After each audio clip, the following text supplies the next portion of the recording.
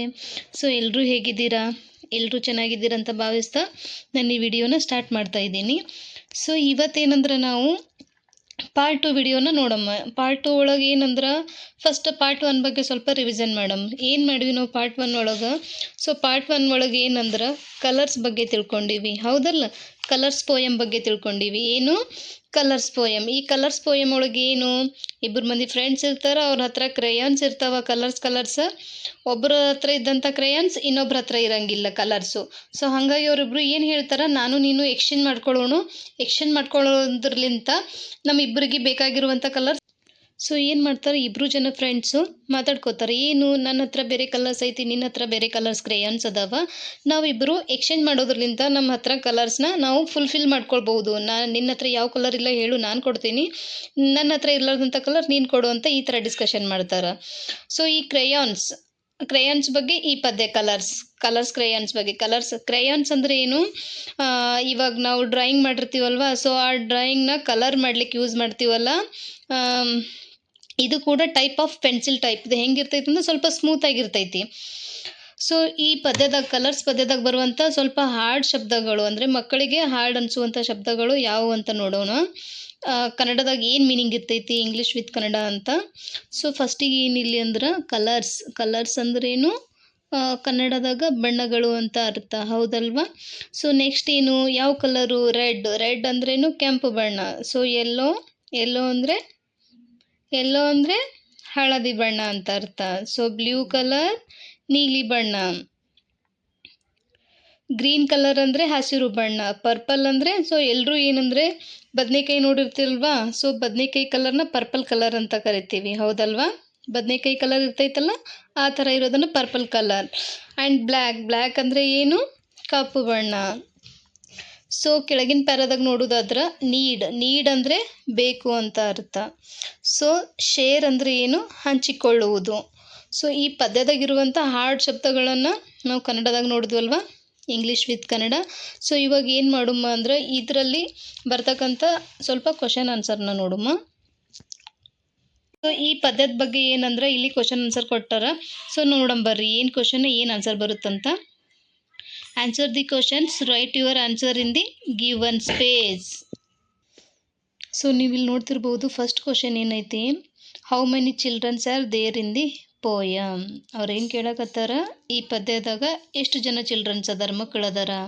So ನೀವು ಪದ್ಯ ಎಲ್ಲ ಕೇಳಿರಂತ ಅನ್ಕೋತೀನಿ. ಸೊ ಪದ್ಯ ಒಳಗೆ ಎಷ್ಟು ಜನ ಚಿಲ್ಡ್ರನ್ಸ್ ಅದಾರ ಅಂದರೆ 2 ಜನ, 2 childrens. Okay, go for the next question ಏನೈತಿ, why did the children want to share the crayons. ಅವರು ತಮ್ಮ ಕಲರ್ಸ್ ಕ್ರೇಯಾನ್ಸ್ನ ಯಾಕೆ ಶೇರ್ ಮಾಡ್ಕೋಬೇಕು ಅಂತ ಹೇಳಕತ್ತಾರ ಅಂತ ಕೇಳ್ತಾರೆ. ಸೊ ಆನ್ಸರ್ ಏನು, ಬಿಕಾಸ್ ದೇ. ಸೊ ಇದು ಸೆಕೆಂಡ್ ಆನ್ಸರ್ ಏನಂದರೆ, because they have a different colour crayons. ಹೌದಲ್ಲ, ಅವ್ರು ಯಾಕೆ ಶೇರ್ ಮಾಡ್ಕೋಬೇಕಲ್ಲಕತ್ತಾರ ಅಂದ್ರೆ, ಇಲ್ಲಿ ಅವರು ಬೇರೆ ಬೇರೆ ಕಲರ್ಸ್ ಕ್ರೇಯಾನ್ಸ್ನ ಹೊಂದಿರ್ತಾರೆ. ಸೊ ಹಾಗಾಗಿ ಫುಲ್ಫಿಲ್ ಆಗಬೇಕಲ್ಲ, ಇಬ್ಬರಿಗೂ ಕಲರ್ ತಗೋಬೇಕು ಅಂತ ಅಂದ್ಬಿಟ್ಟು ಶೇರ್ ಮಾಡ್ಕೋಬೇಕು ಅಂತ ಹೇಳ್ತಿರ್ತಾರೆ. ಥರ್ಡ್ ಕ್ವಶನ್ ಏನು, how can the childrens in the poem have a full pack. ಅವ್ರು ಹೆಂಗೆ ಫುಲ್ ಪ್ಯಾಕ್ ಮಾಡ್ಕೊಂಡ್ರು ಅಂತಂದು. If they share a crayon, so they have full pack. ಅವ್ರು ಸಪೋಸ್ ಶೇರ್ ಮಾಡ್ಕೊಂಡ್ರಂದ್ರೆ ಅದರಲ್ಲಿಂತ ಅವರು ಫುಲ್ ಪ್ಯಾಕ್ ಮಾಡ್ಕೋಬೋದು ಅಂತ ಅರ್ಥ. ಸೊ ಇದೇನದ, ಇದು ಟೀಚರ್ಸು ಆ್ಯಕ್ಟಿವಿಟೀಸ್ ಮಾಡಿಸೋದಷ್ಟ. ಸೊ ಮುಂದೇನು ಕೊಟ್ಟಾರ, rearrange the letters to find the children colours. ಇದು ಏನು ಮಾಡಬೇಕು, ಇಲ್ಲಿ ಅವ್ರು ಮುಂದೆ ಲೆಟರ್ಸ್ ಕೊಟ್ಟಾರ, ಇದನ್ನು ನಾವು ಕರೆಕ್ಟ್ ಮಾಡಿ ಬರಿಬೇಕು. ಏನು ಕೊಟ್ಟಾರ, LEBU ಅಂತಂದು, ಈಗ ಬ್ಲೂ ಆಗ್ತೈತಿ ನೋಡ್ರಿ, ಇಲ್ಲಿ ಯೆಲ್ಲೋ, ಗ್ರೀನ್, ಪರ್ಪಲ್, ಬ್ರೌನ್ ಮುಂದೆ ಕೊಟ್ಟಿರ್ತಾರೆ. ಇದನ್ನು ಕರೆಕ್ಟಾಗಿ ಕಲರ್ಸ್ನ ರೀಅರೇಂಜ್ ಮಾಡಬೇಕು. ಸೊ ಅದಾದಮೇಲೆ ಸೇ ಲೌಡ್ ಅಂದರೆ, ಇದು ಸ್ಟೂಡೆಂಟ್ಸ್ ಕಡೆ ನಾವು ಜೋರ್ಸಾಗಿ ಹೇಳಿಸ್ಬೇಕು. ಏನು, this is a green crayon, the word green begin with GR, the word CR ಅಯಾನ್ ಬಿಗಿನ್ಸ್ ವಿತ್ CR. ಇಲ್ಲಿ ನೋಡ್ರಿ ಹೆಂಗೆ ಕೊಟ್ಟಾರ, GR green, grey, grass, grapes, grandmother, ಆಮೇಲೆ CR ಬರುವಂಥವು. Crayon, scrap, crane, crow, cradle. DR ಬರುವಂಥವು draw, drum, dress, drop, dragon.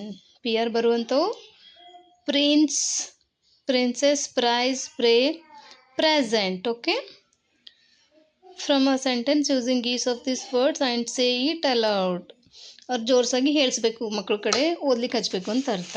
So ಇದು ಆದ ಕೂಡಲೇ ಹ್ಯಾವ್ ಫನ್, ಇದು ಕೂಡ ಸ್ಟೂಡೆಂಟ್ ಕಡೆ ಮಾಡಿಸ್ಬೇಕು ನಾವು.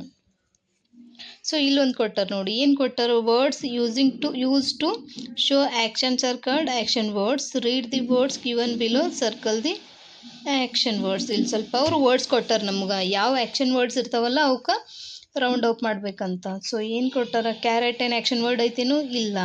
ಕ್ಯಾರೆಟ್ ಏನು, ಅದು ಒಂದು ವೆಜಿಟೇಬಲ್. ಇವಾಗ ನೋಡ್ರಿ, ಲಾಫ್ ಅಂತ ಕೊಟ್ಟಾರ, ಲಾಫ್ ಏನು, ಅದು ಒಂದು ಆ್ಯಕ್ಷನ್. ಡ್ಯಾನ್ಸ್ ಕೂಡ ಆ್ಯಕ್ಷನ್, ಈಟ್ ಕೂಡ ಆ್ಯಕ್ಷನ್, ಕ್ರೈ ಕೂಡ action, swim, sleep, play, jump, run, right, slim, push, ಇವೆಲ್ಲ ಆ್ಯಕ್ಷನ್ಸ್. ಇವಾಗ ನೋಡ್ರಿ, ಫೇಸ್ ಏನು ಆ್ಯಕ್ಷನ್ ಆಗ್ತೈತೇನು, ಇಲ್ಲ. ಇಲ್ಲಿ ನೋಡ್ರಿ, ಸ್ವಲ್ಪ ಅಲ್ಫಾಬೆಟ್ಸ್ ಕೊಟ್ಟಾರ ಅವರು, ಆ ಅಲ್ಫಾಬೆಟ್ನಾಗ ಇಲ್ಲಿ ರೌಂಡ್ ಅಪ್ ಮಾಡಿದ್ರು, WALK ಅಂತಂದು ಫಸ್ಟ್ ಒನ್ನು. ಸೊ ಇದು ನೀವು ಈ ಥರ ವರ್ಕ್ಸ್ನ ಮನೆಯಲ್ಲಿ ಮಕ್ಕಳಿಗೆ ಮಾಡ್ಕೊಂಬರ್ಲಿಕ್ಕೆ ಕೊಡಬೇಕು.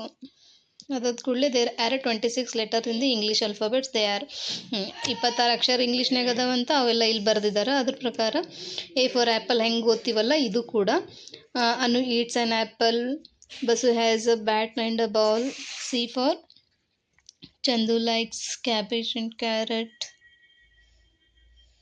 ಸೊ ಇದೇನಂದ್ರೆ ಅವರು ಏಲಿಂತ ಜಡ್ ತನ ಬರ್ದಾರ.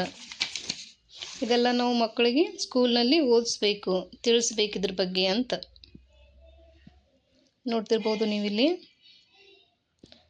ಪ್ರೇಮ puts a pencil in her pocket, queue up quietly, Radha rolls the red ribbon. Radha ಏನು ಮಾಡ್ಲಾಕತ್ತಾಳ, ರೆಡ್ ರಿಬ್ಬನ್ ಸುತ್ತಾಕತ್ತಾಳ. ಸೊ ನೀವಿಲ್ಲಿ ನೋಡ್ತಿರ್ಬೋದು, ಏನಂದರೆ T for the teacher tells a tale ಅಂತ. ಓಕೆ, ಹಾಗೆ ನೋಡ್ಬೋದು ಇಲ್ಲಿ UVWXY ಜಡ್ ಮಟ್ಟ ಕೊಟ್ಟಾರ. ಜಡ್ ಅಂದರೆ ಜಡ್ ಫಾರ್ ಜೀಬ್ರಾ ಅಂತ ಅರ್ಥ, ಹೌದಲ್ಲ. ಸೊ ನೀವಿಲ್ಲಿ ನೋಡ್ತಿರ್ಬೋದು, ನೆಕ್ಸ್ಟ್ ಕ್ವಶನ್ ಏನಂದ್ರೆ, let us arrange some words in alphabetical order. ಅವ್ರು ಏನು ಮಾಡ್ಯಾರ, ಇಲ್ಲಿ ಸ್ವಲ್ಪ ವರ್ಡ್ಸ್ ಕೊಟ್ಟಾರ, ಅದನ್ನು ನಾವು ಅಲ್ಫಾಬೆಟಿಕಲ್ ಆರ್ಡರ್ ಆಗಿ ಬರೀಬೇಕು. ಅಲ್ಫಾಬೆಟಿಕಲ್ ಅಂದ್ರೇನು, ಫಸ್ಟಿಗೆ A ಬರ್ತೈತಿ, ಆಮ್ಯಾಗ B ಬರ್ತೈತಿ, C ಬರ್ತೈತಿ, C ಆದಮೇಲೆ D ಬರ್ತೈತಿ. ಸೊ ಅದ್ರ ಪ್ರಕಾರ ನಾವು ಬರೀಬೇಕು. ಅಲ್ಫಾಬೆಟಿಕಲಿ ಅಂದ್ರೆ ಇಲ್ಲಿ ಏನು ಬರ್ತೈತಿ, ಫಸ್ಟಿಗೆ ಆ್ಯಪಲ್ ಬರ್ತೈತಿ, ಆ್ಯಪಲ್ ಆದ ಕೂಡಲೇ ಬನಾನಾ, ಅದು ಆದ ಕೂಡಲೇ C ಚೆರ್ರಿ, ಅದು ಆದ ಕೂಡಲೇ ಗ್ರೇಪ್ಸ್, ಅದು ಆದ ಕೂಡಲೇ ಆರೆಂಜ್ ಬರ್ತೈತಿಲ್ಲ. ಸೊ ನೀವಿಲ್ಲಿ ನೋಡ್ತಿರ್ಬೋದು, ಅದ್ರ ಪ್ರಕಾರ ಇನ್ನೊಂದು ಏನಂದರೆ, so the names of these fruits in alphabetical order. ಇಲ್ಲಿ ಫ್ರೂಟ್ಸ್ ಕಲರ್ ಕೊಟ್ಟಾರ, ಅದನ್ನು ಅಲ್ಫಾಬೆಟಿಕಲ್ ಆರ್ಡರ್ ಆಗಿ ಬರಿಬೇಕು. ಸೊ ಇಲ್ಲಿ ನೆಕ್ಸ್ಟ್ ಕ್ವಶನ್ ಏನಂದ್ರೆ, ಮ್ಯಾಚ್ ದಿ ಫಾಲೋವಿಂಗ್ ಕೊಟ್ಟಾರ ಅವರು, ಯಾವುದಕ್ಕೆ ಹೊಂತದಂತ ನೋಡಬೇಕು. ಫಾರ್ ಎಕ್ಸಾಂಪಲ್ ಇಲ್ಲಿ ರೇನ್ ಅಂತ ಕೊಟ್ಟಾರ, ಇಲ್ಲಿ ಬೋ ಅಂತ ಕೊಟ್ಟಾರ. ಏನಾಗ್ತೈತಿ, ರೇನ್ ಆ್ಯಂಡ್ ಬೋ ಕೂಡಿದ್ರೆ ಏನಾಗ್ತೈತಿ, ರೇನ್ಬೋ ಅಂತ ಆಗ್ತೈತಿ. ರೇನ್ಬೋ ನೋಡಿ ಇಲ್ಲ ಹೆಂಗಿರ್ತೈತಿ, ಯಾವಾಗ ಆಗ್ತೈತಿ ರೇನ್ಬೋ, ಮಳೆಗಾಲದಾಗ ಬರ್ತೈತಿ, ಹೌದಿಲ್ಲ. ಸೊ ರೇನ್ಬೋ ಏನು ಅಂತಾರಂದ್ರೆ ಇದಕ್ಕೆ, ಇದು ಯಾವಾಗ ಮಳೆಗಾಲದಾಗ ಬರ್ತೈತಿ. ಇದ್ರ ಸ್ಪೆಷಲ್ ಏನಂದ್ರೆ 7 ಕಲರ್ಸ್ ಇರ್ತಾವೆ ರೇನ್ಬೋದಾಗ, ಹೌದಿಲ್ಲ. ಸೊ ಅದೇ ಪ್ರಕಾರ ಮ್ಯಾಚ್ ದಿ ಫಾಲೋವಿಂಗ್ನ ಇದನ್ನು ಸ್ಟೂಡೆಂಟ್ ಕಡೆ ಮಾಡಿಸ್ಬೇಕು ನಾವು. ಫಾರ್ ಎಕ್ಸಾಂಪಲ್ ಬ್ಲೂ ಅಂದರೆ ಬೆರ್ರಿ ಐತಿಲ್ಲಿ, blueberry. So newspaper, basketball, earthworm, ಇಷ್ಟು ಮಾಡಿಸ್ಬೇಕು ನಾವು ಸ್ಟೂಡೆಂಟ್ಸ್ಗೆ. ಸೊ ಇದು ಕಲರ್ಸ್ ಪದ್ಯದ್ದು ಪೋಯಮ್ದು ಇಷ್ಟೆಲ್ಲ. ಈ ಹಾರ್ಡ್ ವರ್ಡ್ಸ್ ಆಗಿರ್ಬೋದು, ಆಮೇಲೆ ಕ್ವಶನ್ ಆನ್ಸರು, ಆಮ್ಯಾಗ ಈ ರೀಅರೇಂಜ್ ಆಗಿರ್ಬೋದು, ಆಮೇಲೆ ಆ್ಯಕ್ಷನ್ ವರ್ಡ್ಸ್ ಆಗಿರ್ಬೋದು, ಈ ಥರ ವರ್ಡ್ಸ್ ಬರೆಯೋದು, ಇದೆಲ್ಲ A to Z ವರೆಗೂ ಸ್ಟೂಡೆಂಟ್ಸ್ ಬೈ ಹಾರ್ಟ್ ಮಾಡಬೇಕು, ತಿಳ್ಕೊಬೇಕು ಇದ್ರ ಬಗ್ಗೆ. ಸೊ ಇದೆಲ್ಲ ಕಲರ್ಸ್ ಪೋಯಮ್ ಇಲ್ಲಿಗೆ ಎಂಡ್ ಆಗ್ತೈತೆ.